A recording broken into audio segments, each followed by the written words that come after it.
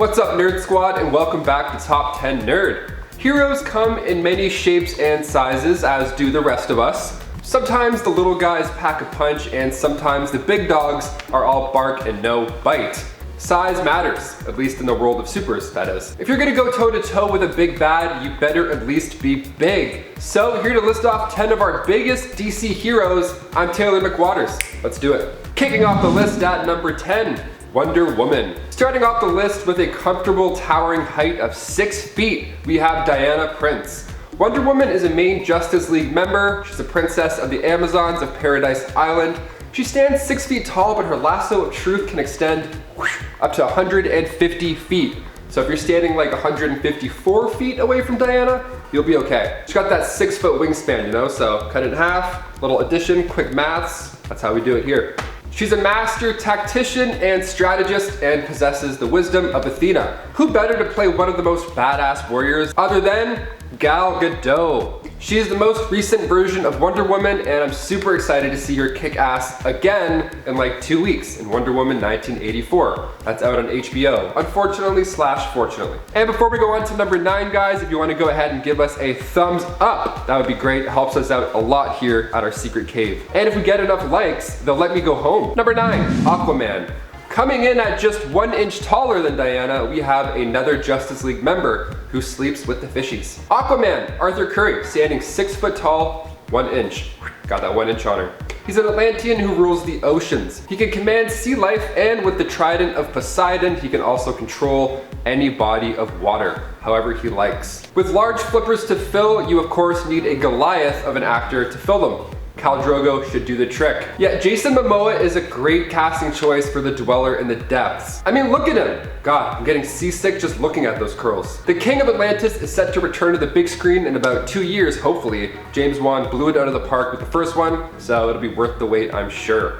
Jason Momoa is probably gonna be even bigger, even more of a beast, so we'll have to change this up. Number 8, Shazam. Okay, so Shazam and Batman are the same height, right? But I feel like we don't talk about Shazam enough, so this spot of course goes to Billy Batson. Captain Marvel, the world's mightiest mortal. Coming in at a heroic 3 feet 2 inches, which in my opinion is the perfect height. Shazam is one of DC's finest films. I mean, Zachary Levi is amazing. This character is special. I mean, half the time he's a regular kid, the other half he's a super kid. He started off as an orphan, classic, and he was chosen by the wizard Shazam to become this champion. All he has to do is say the wizard's name, that being number 7, Superman. The Man of Steel, Kal-El. His origins go back to Action Comics numero uno, way back to 1938, that is. So after his homeworld Krypton was dying, Kal-El was sent to Earth. Then being adopted by the Kent family, he soon discovered he was able to run faster than a train. So that's always a nice healthy sign. Henry Cavill is the latest reincarnation of Supes, and although the actor is a few inches shorter than his accurate height, I think we can all agree it's fine. He's big enough. I mean, he's 6'4". Superman's 6'4". He looks pretty 6'4" to me. Tracking the glute to the top, holding each repetition for 2 seconds, and really continuing the conversation and making sure the posterior chain is as strong as possible. Yes, this workout. We call that the flyby flex, where he's just like, and everyone's like, yo, we get it, you're ripped, stop spitting on us. He's an expert combatant. He has molecular resistance, and being raised by Kansas farmers, Martha and Jonathan Kent, he was taught to protect life and help others. Take notes, people. Be more like Superman. Number 6, Dr. Manhattan. I know he can alter his size, and that's why I'm listing him in his common height, which is an average 6 foot 5 inches. Jonathan Osterman started as a nuclear physicist and turned into a god. You know how it goes. He was used by the government. He was a crime fighter, but most of all, he was bored. He got bored of humanity and traveled to Prime Earth. And then he started playing around with the timeline. He's already a big guy, but with the help of molecular reconstruction, he could easily bump himself up in this list.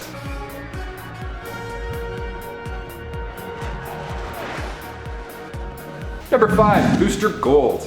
Michael John Carter coming in with a towering 6 foot 5 inches. That's 1 inch shorter than Michael Jordan. All these tall Michaels, wonder if that's the trick. Picking up in Justice League International Volume 3, we find Booster Gold as somebody who craves attention. I mean, most of us do, but he's a leader that is controllable, so it's different, it's good.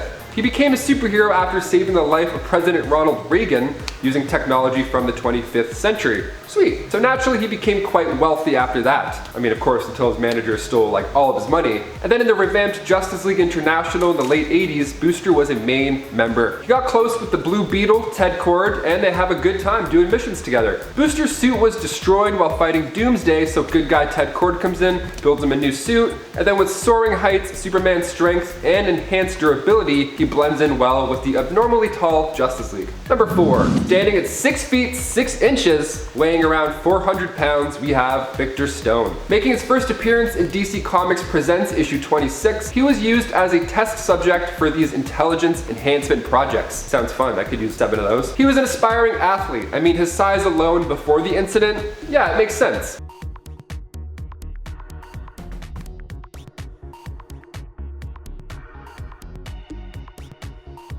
The incident, of course, that I'm referring to is that fateful day when Victor visited his parents at Star Labs, and a gelatinous monster crossed through during their dimensional travel experiment, killing Victor's mother and severely injuring Victor.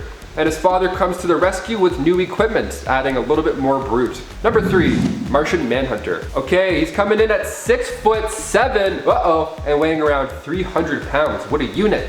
We have John Jones, a law enforcement officer from a little planet called Mars. So after being marooned on Earth, he became a police detective and, of course, badass superhero. He's chock full of impressive abilities like telepathy, super strength, invisibility, and can actually grow even bigger than this size. That's right, he possesses matter absorption, so he can add to his own mass. He once spent months in the shape of a gorilla to learn about Earth. Wow, talk about commitment. Number 2, Swamp Thing. 10 feet. Okay guys, we're moving up a few feet now. Here we go. We're heading on over to Swamp Thing. His height, of course, is variable, as most of these can be or are, but on average he stands at about 10 feet tall. Massive. Swamp Thing, aka Alec Holland, made his first appearance in 1972 in Swamp Thing numero no. Thought it would rhyme. Sometimes they don't rhyme, it's fine. So Alec and his wife Linda were both scientists living in the Louisiana swamplands and then invented a biorestorative formula that could fix any food shortage problems. Hey, head on over to my fridge, huh? In come Ferret and Bruno, these thugs who think it's smart to plant a bomb in this facility. So they knock out Alec and he woke up as the bomb exploded. So fully engulfed in flames, he ran into the swamp, but at the same time, he was drenched in this restorative formula. So Alec's consciousness spread out through the swamp and created this thing, this guy, this Swamp Thing. Things escalate for Alec in issue 171 where he becomes a god. Yeah, he obtains omnipresence, becoming one with plant life. Well, all life, rather. And finally, coming in at our spot at number 1, we have Cosmic Armor Superman. Crafted from the life energy of Ultraman and Superman, Cosmic Armor Superman, otherwise referred to as the Thought Robot, is massive. I mean, we can't even comprehend how big this guy is. He's bigger than the multiverse. Yep, can't comprehend it. I don't know. My brain's not big enough. He's a giant doomsday machine that defends the universe against evil. He looks out for future threats. His intelligence is through the roof. He's a construct created by the Monitors in order to defeat Mandrake. He can manipulate probability, warp reality on an unfathomable scale, and of course, narrative manipulation. So this higher power Superman can literally rewrite a story whenever it loses to make itself win. So if you didn't like this list, no worries, our boy Supes will just change it. He'll change your world, it'll change your reality, and then you'll like it, and then you'll go at the bottom and give us a thumbs up. And of course, before we wrap up here guys, it's time to head to some comments from one of our last videos. These ones are from top 10 supervillains who were rulers, okay? First comment comes from Cash Ordeals. Cool name, I think?